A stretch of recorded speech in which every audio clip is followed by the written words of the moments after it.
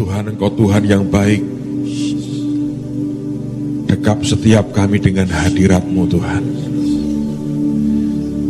Jangan lewatkan satupun di antara kami demi nama Tuhan Yesus. Terima kasih untuk anugerah-Mu Tuhan. Bicara kepada anak-anak-Mu hari ini. Bicara ya Tuhan. Ubah hidup kami demi nama Tuhan Yesus.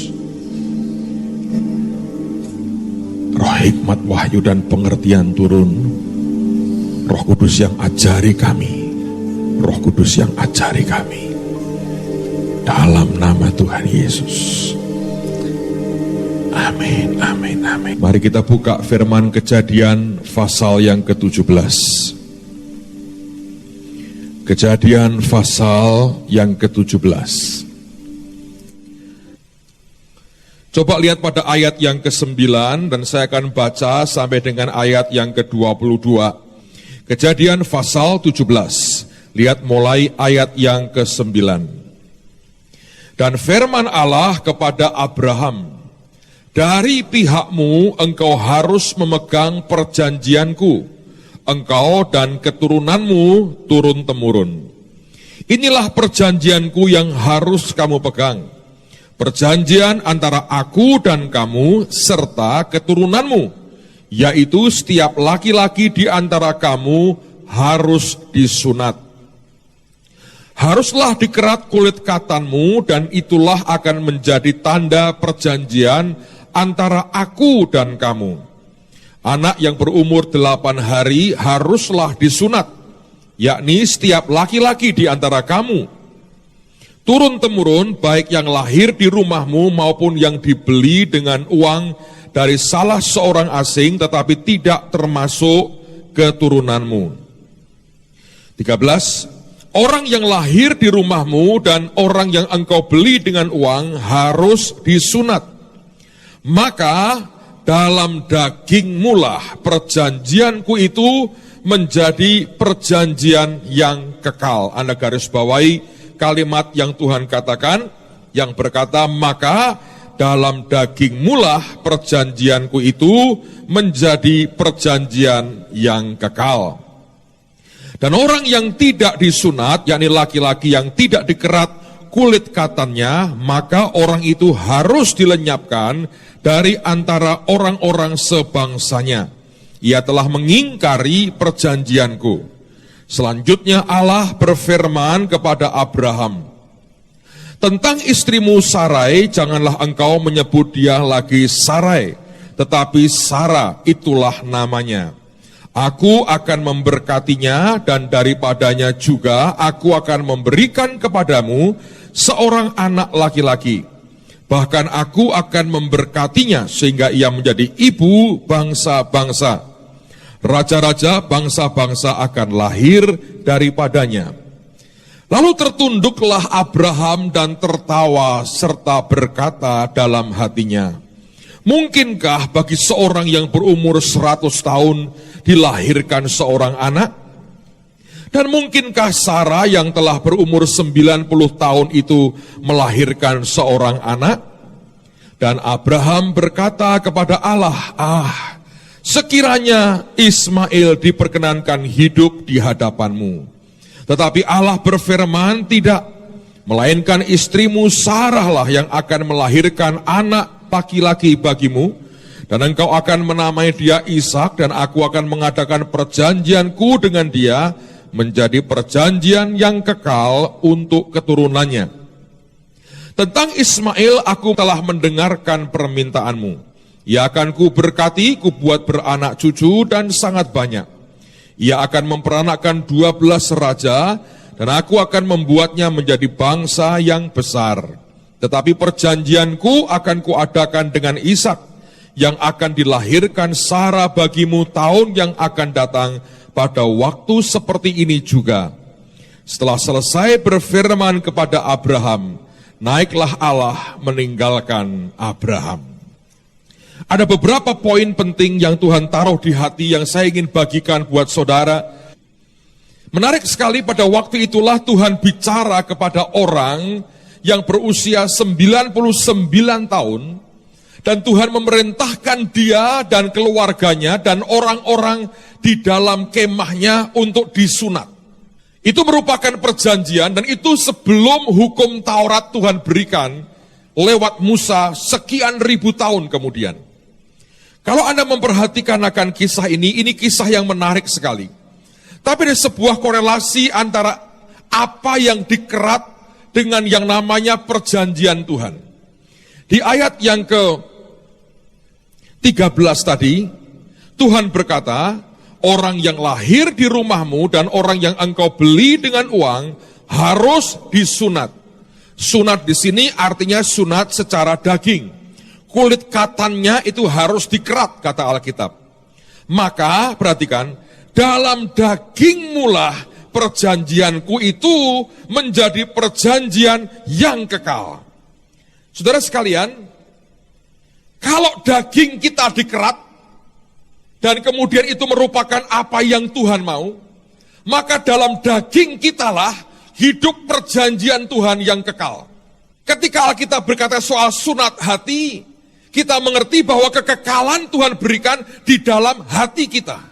Karena hati kita disunat, maka manusia roh kita mengalami yang namanya lahir baru. Nah, waktu kita lahir baru itulah kita terima perjanjian kekal dengan Tuhan. Perjanjian bahwa ketika kita nanti mati, Tuhan berikan sorga buat kita dan hidup kekal buat anak-anaknya. Paulus pernah berkata ketika dia menghadapi begitu banyak aniaya, tubuhnya cacat, banyak lukanya, dia berkata, dalam tubuhku ini ada banyak tanda yang mengatakan bahwa aku ini adalah milik Kristus. Nah, itu apapun sebetulnya yang dikorbankan, yang dikerat, yang disunat istilahnya, maka di dalamnya akan ada suatu perjanjian Tuhan yang luar biasa. Sekarang Anda mengerti mengapa kita terima perjamuan seperti ini. Yesus bukan sekedar disunat, walaupun secara daging iya, karena dia orang Yahudi. Dia bukan hanya dikerat kulit katannya, tapi dia hancur tubuhnya, dipecahkan dan darahnya ditumpahkan. Yang ajaib adalah dia berkata, makanlah dan minumlah. Dengan kita terima tubuh dan darah Tuhan, maka dengan iman kita terima, roh kita tetap diteguhkan perjanjian antara kita dengan Tuhan. Tapi daging kita bagaimanapun kena akibatnya.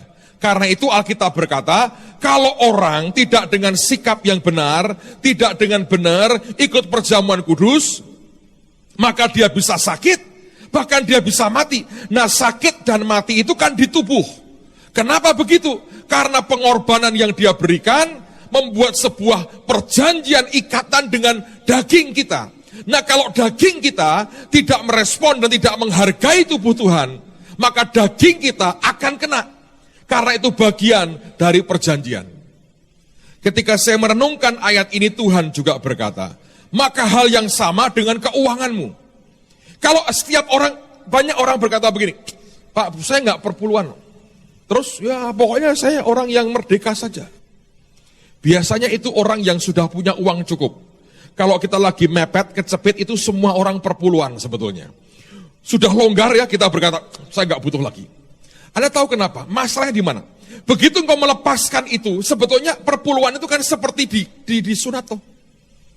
Anda dapat 10, Anda cuma terima 9. Yang satu engkau berikan, kembalikan ke Tuhan. Dia berkata, itu milikku. Waktu Anda lakukan itu, maka seperti orang disunat. Maka di dalam keuanganmu lah berlaku perjanjian antara engkau dengan Tuhan. Dan akhir zaman ini saya yakin Tuhan itu tidak Tuhan yang cerewet, yang teriak-teriak, ngasih kembalikan, ya kembalikan. No. Dia hanya berkata begini, lakukan dalam kedewasaanmu, apa yang engkau lakukan ada konsekuensinya, ada akibatnya. Dan tiba-tiba Anda akan melihat di dalam keuangan saudara, tiba-tiba tidak ada Tuhan di situ. Kenapa? Karena memang tidak ada perjanjian apapun antara engkau dengan Tuhan. Kalau daging kita yang disunat, di daging kita ada perjanjian kekal. Dan sekarang oleh perjanjian baru kita berkata hati disunat. Hati disunat, roh kita mengalami kelahiran baru. Kemudian kita terima tubuh dan darah Kristus. Itu mewakili daging yang disunat. Dan juga roh yang sama juga mengalami akan hal yang sama. Tapi dalam hal keuangan sebetulnya juga sama. Orang yang berkata, saya nggak perlu itu, Anda mau berkata, saya nggak perlu buat perjanjian apapun dengan Tuhan. Dan Tuhan berkata, fine, itu kan engkau yang putuskan. Selama engkau berkata, ini bukan aku tidak akan, aku tidak akan. Nantilah sewaktu-waktu aku tergerak, aku memberi. Tapi yang perpuluhan, buat apa? Edan bawa 10% kayak no gereja. Anda tahu omongan begitu? Anda tahu bukan diberikan ke gereja. Dalam nama Tuhan Yesus, Anda sedang mengubah firman. Dan saya perhatikan orang yang setia melakukan itu dengan ketulusan hati loh. Dan tidak merasa sebagai pahlawan ketika Anda sudah memberikan itu. Sebetulnya orang itu sendiri sudah punya sebuah ikatan covenant dengan Tuhan. Tiap kali Anda percaya nggak? Setiap uang yang Anda terima itu, siapa yang bisa menjamin itu uang benar terus? Siapa tahu itu pernah lewat akan penjual narkotik yang membuat sekian banyak orang mati. Siapa tahu uang itu pernah jatuh ke tangan orang-orang yang jahat, orang-orang yang najis di hadapan Tuhan, orang-orang yang kotor. Siapa tahu itu uang darah. Dan engkau berkata tidak perlu. Saya berkata sebetulnya orang percaya harus ngerti itu. Setiap kali kita sunat apa yang dari Tuhan, yang apapun dia minta dalam hidup kita kerat, kita potong. Itu sanctified, menguduskan sebetulnya. Apapun yang ada pada kita. Yang berkata, Tuhan, ini aku kerat. Dengan demikian, ini uang, semua berkat dikuduskan Tuhan. Tidak membawa celaka, tidak ada kutuk yang nempel di dalamnya. Dan itu kita berkata, tidak. Dan Tuhan tidak akan pernah memaksa. Dia Tuhan yang mau berkata, ini kebenaran. Kalau engkau mau terima, terimalah. Yang bagus kalau Tuhan cerewet dengan kita dan gebrak kita, itu cinta banget. Tapi kalau Anda dibiarkan Tuhan, jangan pernah berkata, buktinya aku dinengke kok. Hanya tunggu masalah waktu. Sebab firman tidak akan pernah bisa berubah. Saya sudah lama tidak bicara soal ini. Tapi tadi pagi Tuhan bicara, ingatkan lagi anak-anakku. Dan Tuhan berkata, ada begitu banyak yang mengabaikan ini karena mereka kikir dan terbelenggu dengan uang mereka sendiri. Saudara, dalam kasih Tuhan, saya mau berkata buat saudara, saya tahu tidak banyak pendeta yang berani ngomong belak-belakan seperti saya. Tapi saya tidak peduli, saya hamba Tuhan. Saya tidak hidup, perpuluhan Anda tidak masuk ke kantong saya. Semua masuk ke kas gereja. Kami hamba Tuhan di sini digaji. Kami tidak ambil perpuluhan untuk pribadi kami. Dan itu yang membuat saya hari ini berani berkata, lakukan yang Tuhan perintahkan demi kepentinganmu sendiri. Kalau orang tidak mau membuat perjanjian covenant dengan Tuhan, saudara, Anda akan rugi besar. Rugi besar. Saudara tahu yang membuat Singapura ditakuti oleh tetangga-tetangganya, termasuk Indonesia juga. Mikirlah 1000 kali untuk nyerang. Sederhana. Apa yang dia buat? Dia coba membuat galangan kapal, bagian daripada pelabuhannya, untuk mengatakan kepada kapal-kapal Amerika, kapal perangnya, tolong direparasi di sini. Kalau ada sekringmu putus satu, mari mendarat, merapat di Singapura, kami betulin 10 hari. Lalu mereka tanda tangan agreement. Kalau Anda ke Singapura di pelabuhannya, Anda akan lihat begitu banyak kapal Amerika singgah ke sana. Dan waktu mereka singgah, itu bom nuklirnya, rudalnya, semua ikut singgah. Nah, siapa mau deket-deket, saudara? Itu pulau kecil. Tapi mereka tahu bagaimana mereka harus punya covenant dengan siapa. Bisa nangkep gak? Orang dunia itu pun ngerti. Saya gandengan dengan siapa, orang akan berkata, ups, herder, bulldog. Kalau kiri, tendang saudara. Nah kalau kita punya covenant dengan Tuhan, bayangkan. Bukan hanya soal uang loh. Segalanya. Nanti ketika engkau terima tubuh dan darah Kristus, engkau berkata, Tuhan, ini perjanjian loh. Ketika dia disuruh, Abraham disuruh mengerat kulit, katanya, dalam dagingmu lah. Dalam dagingmu.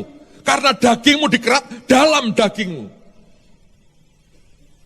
Dan berapa banyak orang yang terikat dengan hal ini dan tidak bisa lepas. Saya cukup lama dalam pelayanan. Saya melihat orang di mana-mana. Saya nggak tahu, kekikiran itu bisa menguasai, ketakutan untuk kekurangan itu bisa menguasai. Padahal kalau orang buat perjanjian dengan Tuhan, yang pertama, semua yang masuk di hidupmu dikuduskan Tuhan. Dan yang kedua sebetulnya, Anda buat perjanjian dengan Tuhan. Maleakhi 3:10 itu, saudara, bukan cuma ayat untuk nakut-nakuti atau mengiming-imingi Anda, tidak sebetulnya. Itu lebih dari itu. Covenant antara Anda dengan Tuhan. Antara saya dengan Tuhan. Beberapa orang saya tahu diminta Tuhan lebih dari perpuluhan. Ada diminta korban begitu banyak. Itu sebuah anugerah yang langka. Tidak banyak orang diberi kesempatan seperti itu. Tapi saya mau katakan hari ini demi kasih Tuhan. Bereskan apa yang harus Anda bereskan. Karena itu akan membuat blessing Tuhan akan turun kuat dalam hidupmu. Kalau kau berkata, enggak, gue gak percaya. Satu orang pernah dengan bangga berkata, saya ini loh gak pernah ngasih perpuluhan. Saya gak pernah berkati. Gak sampai setahun, nangis, habis semua. Saya sudah lihat orang naik sekejap dan orang turun sekejap. Saya sudah lihat, saudara. Apakah dengan banyak yang engkau punya, engkau yakin bulan depan, tahun depan, engkau masih punya itu? Atau tiba-tiba hilang. Dalam hidup kita faktor X terlalu banyak. Kalau bukan Tuhan yang cover dan protect kita, hidup kita gak ada apa-apanya. Amen, saudara. Saya hamba Tuhan. Saya hanya sampaikan pesan Tuhan. Saya nggak terlalu peduli reaksi negatif orang selama apa yang Tuhan mau saya sampaikan buat saya selesai. Yang kedua, aneh sekali. Saya belajar tentang yang namanya instant obedience dari Abraham. Pada waktu itu Tuhan berkata kepada Abraham tentang istrimu Sarai, jangan panggil dia lagi Sarai. Anda tahu kata Sarai, tadi kami pelajari, artinya Sarai artinya my princess, putriku, my princess. Tapi kata Sarai juga artinya dominatif, mendominasi, menguasai. Abraham tahu betul itu, Sarai benar, Sarai benar. Nggak punya anak, ambil Hagar. Nurut, kasih Hagar. Hagarnya hamil. Ngamuk. Salahmu. Tak kasih budak. Sekarang menghina aku. Ditindas. Kabur Hagarnya. Sama Tuhan suruh balik. Anaknya lahir. Udah. Umur sekian belas tahun. Usir. Sampai sebel. Ya diusir. Dominatif. My princess. Dan saya yakin Tuhan suka, Abraham suka banget ketika Tuhan berkata, ganti namanya. Dari Sarah menjadi Sarah. Dan kata Sarah itu artinya princess of multitude. Atau putri dari banyak orang. Abraham berkata, nah sekarang dominatifnya dibagi-bagi. Dulu kan my princess, neken cuman gua. Sekarang semua biar ditekan. Oh enggak, kamu jadi ibu bagi banyak orang. Saudara sekalian, ketika kemudian Tuhan bicara seperti itu, Abraham ngomongnya gimana? Coba lihat akan ayat berikutnya. Ayat 17, ayat 16 dulu saya baca ya. 15 lah. Selanjutnya Allah berfirman kepada Abraham tentang istrimu Sarai, janganlah engkau menyebut lagi dia lagi Sarai, tetapi Sarah, itulah namanya. Aku akan memberkatinya dan daripadanya juga aku akan memberikan kepadamu seorang anak laki-laki, bahkan aku akan memberkatinya sehingga ia menjadi ibu bangsa-bangsa. Raja-raja bangsa-bangsa akan lahir daripadanya. Maka tertunduklah Abraham dan tertawa serta berkata dalam hatinya, mungkinkah bagi seorang yang berumur 100 tahun dilahirkan seorang anak, dan mungkinkah, dia bahkan gak salah nyebut loh. Dia gak berkata mungkinkah Sarai, dia berkata apa? Mungkinkah Sarah yang telah berumur 90 tahun itu melahirkan seorang anak? Di ayat 15 Tuhan berkata, ganti Sarah ya. Ayat 17, pertama kali dia nyebut nama istrinya sudah berubah. Ini namanya instant obedient. Ketaatannya cepatnya luar biasa. Dia nggak berkata, oh sorry, Sarah ya maksudnya. Enggak. Tanpa salah nyebut sama sekali. Dia langsung sebut nama istrinya dengan nama baru yang Tuhan beri. Buat saya saudara, ini sebuah pembelajaran yang luar biasa. Dan saya yakin ini yang Tuhan suka. Ada yang namanya instant obedient. Tidak perlu didebatkan lagi, nggak perlu apapun. Dan Tuhan tidak berkata, kamu belajar ya mulai sebut dengan nama baru. Dia langsung tuh. Dia berubah sangat cepat. Seperti yang Tuhan mau. Karena seringkali dalam kehidupan kita bersama dengan Tuhan, yang membuat Tuhan bisa terpikat hatinya dengan anak-anaknya adalah ketika dia melihat perubahan yang cepat dari anak-anaknya. Semua orang bisa buat kesalahan, tapi berubah dengan cepat seperti yang Tuhan mau. Justru itu merupakan poin yang luar biasa. Hebatnya Daud bukan ketika dia tidak pernah berzinah dengan siapapun. Hebatnya Daud ketika dia berubah dengan cepat ketika Tuhan templak hatinya. Hebatnya orang-orang besar di Alkitab bukan karena mereka tidak pernah buat kesalahan. Hebatnya yang membuat Tuhan suka adalah dalam waktu yang sangat singkat dia berubah begitu cepat dan dia berbalik haluan dan dia kejar apa yang Tuhan mau. Saudara sekalian, saya berdoa sikap hati ini ada pada kita. Kalau Anda mengharapkan dirimu sempurna, sampai kapanpun kau tidak pernah bisa sempurna. Dan Tuhan juga mengerti itu. Tapi ketika sikap hatimu berubah dengan cepat, kembali kepada Tuhan. Walaupun manusia mungkin belum bisa menerima saudara, percayalah blessing Tuhan akan kuat dalam hidupmu. Saya pikir ya, orang tua lebih tersentuh ketika melihat anaknya datang berkata, sorry ya Pak, daripada Anda lihat anakmu sempurna. Bangun pagi, gleng, jalan. Tanpa dibangunin, mandi, makan, senyum, kemudian berangkat sekolah. Nilainya 10, 9, 10, 10, 10, 8 langsung ke rumah sakit, stres saudara. 10. Anda berkata gini, anak koyok robot. Anda bisa bangga, Anda suka, karena Anda tidak usah ngurusi, hebat sekali. Pakaian rapi. Kena coklat sedikit, buang, ganti baru, harus rapi, putih. Atau Anda mau dengar yang berkata, sorry ya Pak, aku salah. Begitu Anda dengar perkataan itu, Anda dengar sebuah kedewasaan, Anda dengar sebuah pertobatan, Anda lihat sebuah perubahan hati. Tuhan itu ngerti kok saudara, Anda itu seperti apa. Dia pernah hidup di dunia loh, cukup lama. Untuk dia mengerti semua kesulitan, tantangan, kegilaan manusia. Dia cukup mengerti. Dan dia tidak pernah berkata begini, kamu tidak boleh salahnya, salah gua hajar. No. Tapi begitu ada perubahan yang cepat. Ketika Tuhan mulai bicara dengan hati kita, templak batin kita, dan kita berubah dengan cepat. Dia berkata, itu anakku. Yang membuat hatinya besar. Yang membuat hatinya berkata, aku suka. Adalah sebuah pertobatan. Cerita dua orang anak yang sulung tidak pernah, dia berkata, tidak pernah aku melanggar perintah Bapak. Tidak pernah membuat hati bapaknya sangat terkesan dengan yang sulung. Baca di Alkitab. Bertahun-tahun aku melayani, tidak pernah aku melanggar perintah Bapak. Baca itu. Tapi itu tidak pernah membuat bapaknya pesta. Tidak pernah bapaknya berkata, nak karena engkau tidak pernah melanggar, mari dugem sejak hari ini. Nggak pernah itu. Bapaknya tiap hari cuma tengok-tengok di luar, nunggu satu anaknya kembali. Begitu itu anak balik saudara, cukup.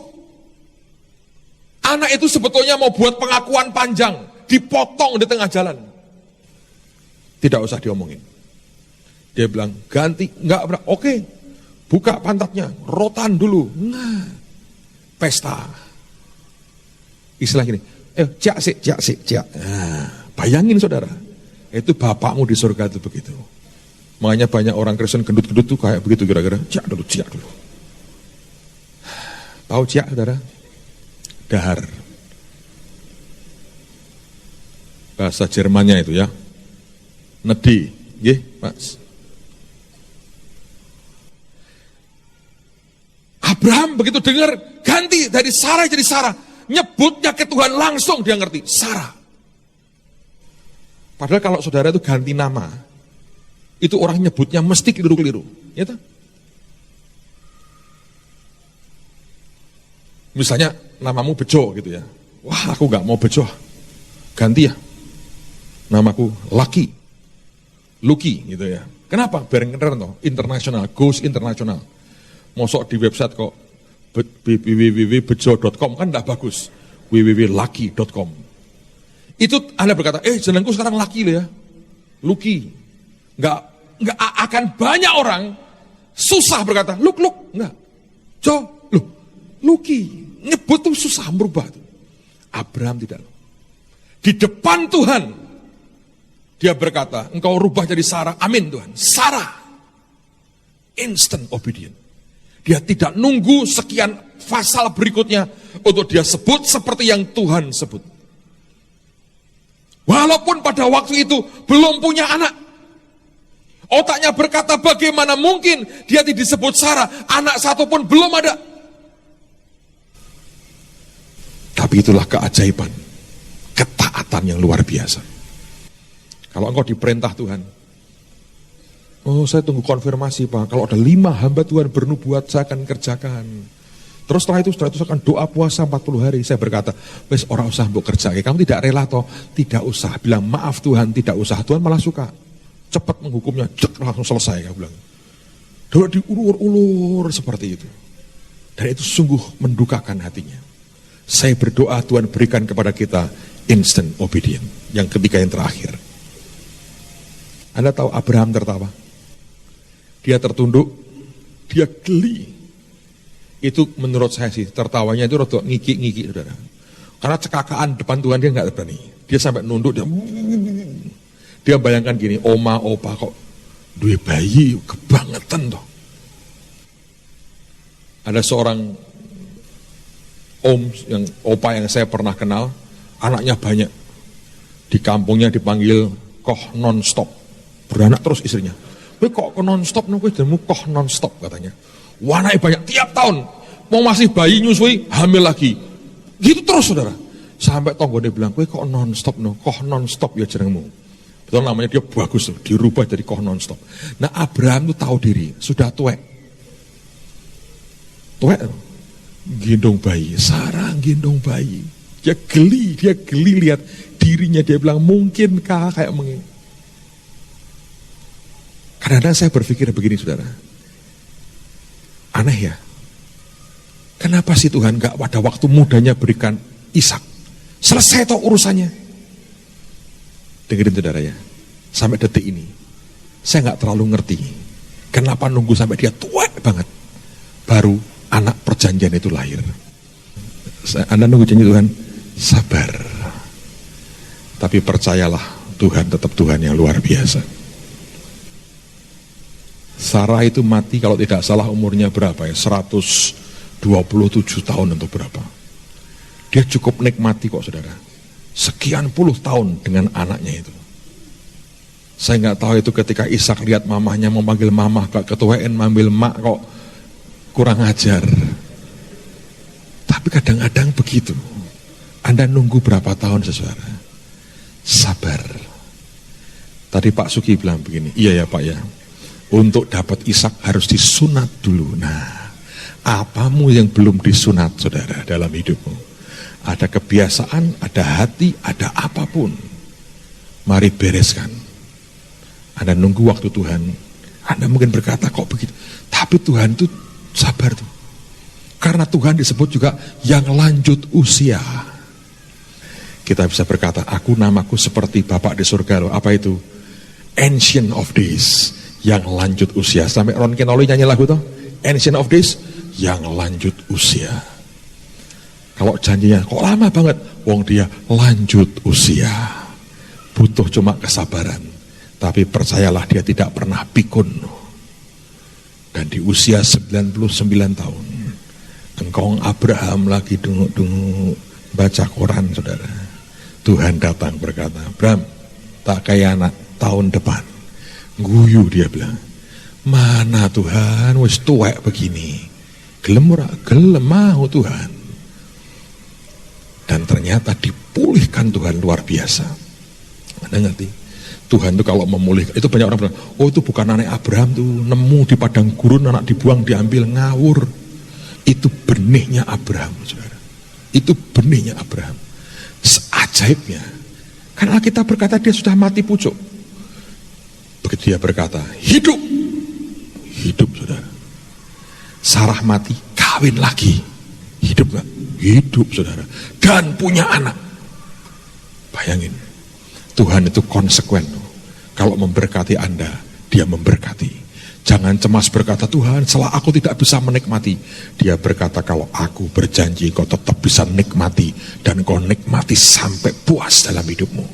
Lihat Ayub, dia jauh lebih panjang umurnya. Menikmati kelimpahan dari Tuhan. Saya mau katakan, hari demi kasih Tuhan. Mari percaya dia Tuhan yang luar biasa. Dia Tuhan yang ajaib. Dia Tuhan yang tidak pernah meninggalkan kita.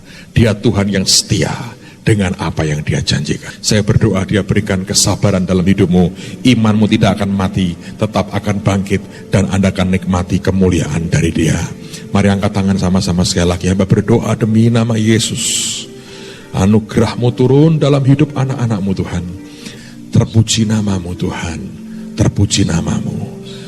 Arahkan hatimu ke Tuhan. Bapa, sentuh hatiku dan ubah hidupku. Biarkan hari ini dengan perjamuan ini kasih Bapa menyentuh hidupmu karena dia berikan anaknya yang tunggal, Yesus Kristus, mati dan bangkit buat saudara. Tuhan, ini kerinduan hati kami. Hanya kalau Engkau ya Bapa, kami di surga, sentuh hidup kami. Hidup kami akan berubah dengan luar biasa. Amen. Naikkan lagu ini sama-sama keluar dari hati. Sentuh hatiku, ubah hidupku menjadi yang baru, bagai emas yang murni. Kau membentuk rencana hatiku.